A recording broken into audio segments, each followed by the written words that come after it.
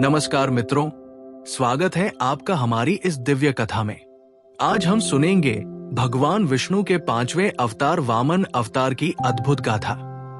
ये कथा बताती है कि कैसे भगवान ने छोटे से बालक ब्राह्मण का रूप लेकर दानवराज बलि को नम्र किया और 3 पग भूमि मांगकर ब्रह्मांड की रक्षा की। तो आइए बिना रुके आरंभ करते हैं ये कथा। बहुत प्राचीन समय में त्रिलोक पर असुरों का राजा बलि राज्य करता था। बलि प्रहलाद का पौत्र और विरोचन का पुत्र था। उसने अपनी वीरता, तपस्या और दानशीलता से समस्त लोकों पर अधिकार कर लिया था। देवताओं के राजा इंद्र सहित सभी देवता बलि की शक्ति के सामने परास्त हो चुके थे। बलि के बल और साम्राज्य से देवगण भयभीत होकर भगवान विष्णु की शरण में पहुंचे। देवताओं ने प्रार्थना की, हे भगवान, असुरराज बलि ने तीनों लोकों पर अधिकार कर लिया है। अब हमारे पास कोई आश्रय नहीं बचा। केवल आप ही हमें इस संकट से मुक्त कर सकते हैं। माता अदिति की तपस्या। देवताओं की माता अदिति ने अपने पुत्रों की रक्षा के लिए कठोर व्रत और तपस्या की। वे लगातार भगवान विष्णु की उपासना करती रहीं।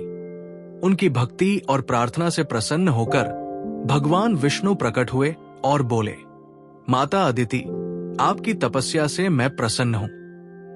आपके पुत्र देवताओं की रक्षा के लिए मैं स्वयं अवतार धारण करूंगा। वामन अवतार का प्रकट होना। शुक्राचार्य के समय कश्यप ऋषि और अदिति के पुत्र रूप में भगवान विष्णु का वामन अवतार हुआ। वे एक छोटे से बौने ब्राह्मण बालक के रूप में प्रकट हुए। उनके नेत्र कमल जैसे, मुख पर तेज और हाथ में कमंडल, दंड और छत्र था। बालक वामन अत्यंत मनोहर लग रहे थे। उनके छोटे से रूप में भी अपार शक्ति और तेज छिपा था। असुरराज बलि का यज्ञ। उधर असुरराज बलि ने अपनी शक्ति और यश बढ़ाने के लिए एक विशाल अश्वमेध यज्ञ का आयोजन किया।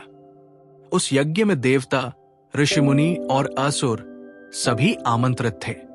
जब यज्ञ चल रहा था तभी वहां वो तेजस्वी ब्राह्मण बालक वामन प्रवेश करते हैं।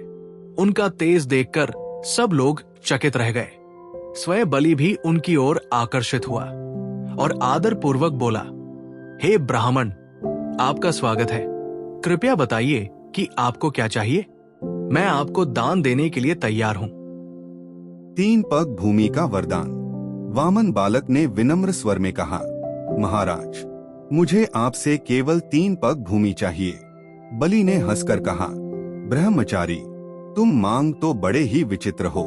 जब चाहो मैं तुम्हें सोना, रत्न, हाथी, घोड़े, गांव और नगर तक दे सकता हूँ। लेकिन तुम केवल 3 पग भूमि ही क्यों चाहते हो? वामन मुस्कुराकर बोले, महाराज, जो जितना संतुष्ट रहता है वही सच्चा सुखी होता है। मुझे अपने 3 पग भूमि ही पर्याप्त है। शुक्राचार्य की चेतावनी।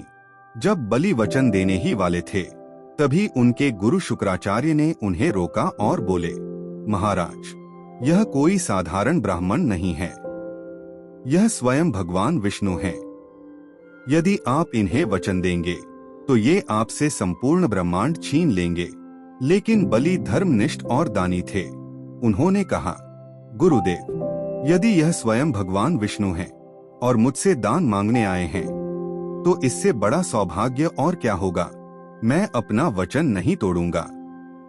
वामन का विराट रूप। बलि ने हाथ में जल लेकर प्रतिज्ञा की और वचन दिया, मैं तुम्हें 3 पग भूमि देता हूँ। जैसे ही वचन पूरा हुआ, छोटा सा वामन ब्राह्मण अचानक अपना रूप बदलने लगा। उनका शरीर बढ़ता गया, इतना विशाल हो गया कि उनका सिर आकाश से भी ऊपर पहुंच गया। एक पग में उन्होंने पूरी पृथ्वी नाप ली, दूसरे पग में पूरा आकाश और स्वर्ग। अब तीनों लोक उनके चरणों में समा चुके थे। तीसरे पग की मांग।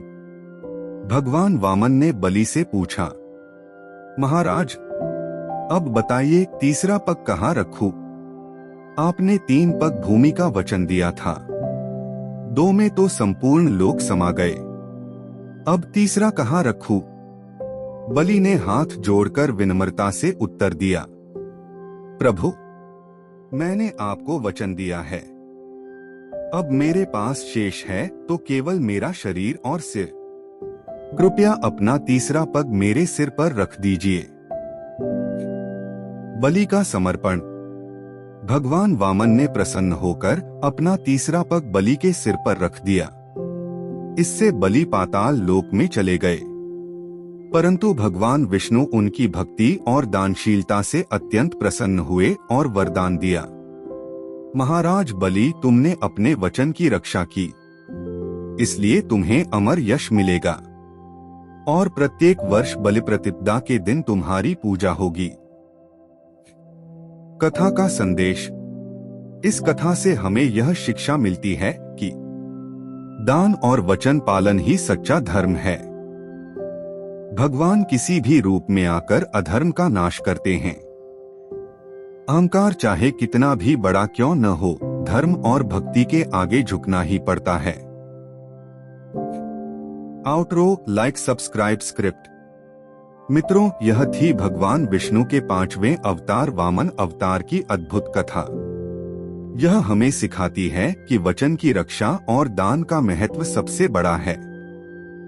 अगर आपको यह कथा पसंद आई हो तो कृपया वीडियो को लाइक कीजिए, अपने मित्रों और परिवार के साथ शेयर कीजिए और ऐसी ही दिव्य कथाएं सुनने के लिए चैनल को सब्सक्राइब करना बिल्कुल न भूलें। जय श्री विष्णु।